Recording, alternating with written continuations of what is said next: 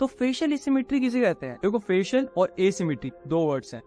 Facial मतलब face और asymmetry मतलब दोनों साइड्स का बराबर ना दिखना। कल जब मैं इसके ऊपर स्टडी कर रहा था ना, तो मैंने एक चीज सोची, फेशियल वर्ड को हटाओ और खाली एसिमेट्री के ऊपर गौर करो तो हमारी पूरी बॉडी एसिमेट्रिकल होती है। लाइक नोटिस किया है, हमारे दोनों साइड के बाइसेप में अंतर होता है, हमारे चेस्ट की मसल्स में दोनों साइड के अंतर होता है। लेफ्ट वाली वीक होती है और राइट वाली ज्यादा स्ट्रॉन्ग होती है। बैक का साथ भी यही सीन है, राइट वाली तो ज्यादा स्ट्रॉन्ग हो जाती है, लेफ्ट वाली थोड़ी वीक रह जाती है।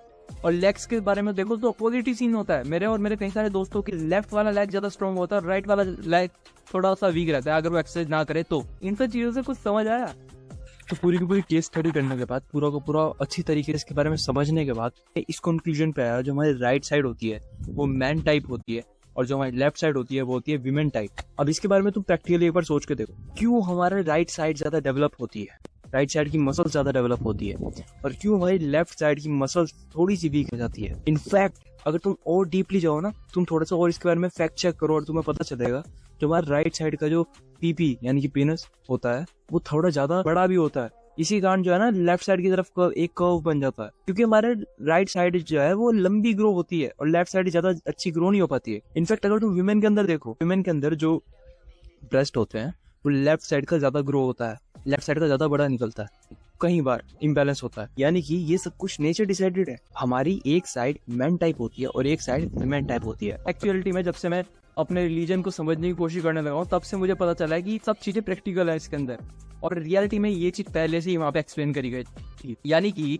अगर मेरी एक साइड जो है एसिमेट्रिकल है और एक साइड थोड़ी अलग दिखती है, तो इसका मतलब ये बिल्कुल नॉर्मल है, बिल्कुल नॉर्मल है, बिल्कुल नेचुरल है। हमारे यहाँ पे बताया भी गया है बहुत समय पहले से ही कि एक साइड थोड़ी सी शार्प होती है, एक साइड थोड़ी सी डल होती है। के बारे में बताऊं तो मेरे फादर की नोज थोड़ी शार्प है और मेरी मदर की नोज उतनी ज्यादा शार्प नहीं है। इस कारण मेरी ये वाली साइड शार्पर है और ये वाली साइड शार्प नहीं है। आप देख सकते हैं यहाँ पे इस तरीके का कर्व बनता है, यहाँ पे इस तरह का नहीं बन सकता है।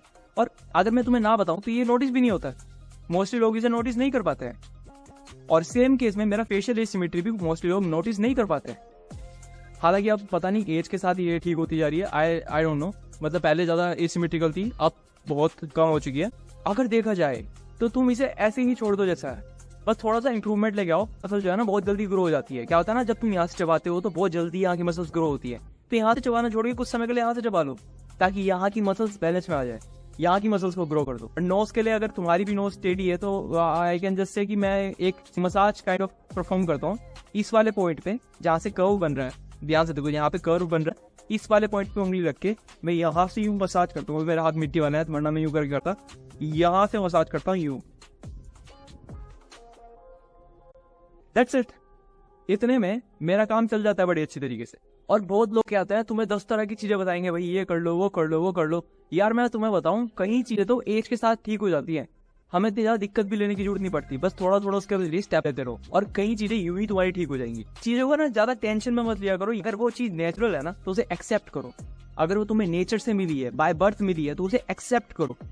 और मोस्टली तुम में से लोग कहोगे कि यार बचपन में तो नहीं थे मेरी फेस एसिमेट्री में, मैंने कई सारी अपनी फोटोज देखी हैं। देखो पता है क्या, तुम्हारी प्यूबर्टी के बाद से स्टार्ट होती है ये, रियलिटी यही है। प्यूबर्टी के बाद से एक बंदा मैन या विमेन बनता है, जिसके हिसाब से उनके मसल्स डेवलपमेंट स्टार्ट होती है। ऐसा नहीं है कि विमेन को नहीं होती, विमेन को भी फेशियल एसिमेट्री होती है, इवन कई सारी विमेन को फेशियल एसिमेट्री होती है। तो इसमें कोई भी बहुत गलत बात नहीं है कि फेशियल एसिमेट्री हो रही है, बस एक्सरसाइज करो, यानी कि यहाँ वाली मसल्स को ग्रो कर लो थोड़ा सा, लेफ्ट साइड वाली मसल्स को। That's it. और मैं तुम्हें यही कहूंगा कि इतनी टेंशन जो तुम अपने फेशियल एसिमेट्री को ले रहे हो ना, इससे बढ़िया तुम अपनी लाइफ में लो। मिलते हैं नेक्स्ट वीडियो में, तब तक के लिए टाटा, गुड बाय, सी या।